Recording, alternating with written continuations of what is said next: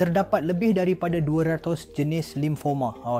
Tetapi perbezaan biasa adalah antara sesuatu yang dipanggil limfoma Hodgkin dan sesuatu yang dipanggil limfoma bukan Hodgkin.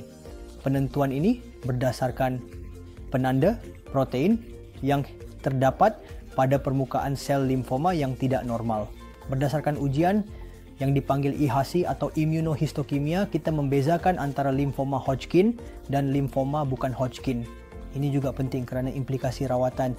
Kebanyakan limfoma Hodgkin boleh dirawat dengan berkesan menggunakan kemoterapi minimum atau bahkan 3/4 imunoterapi.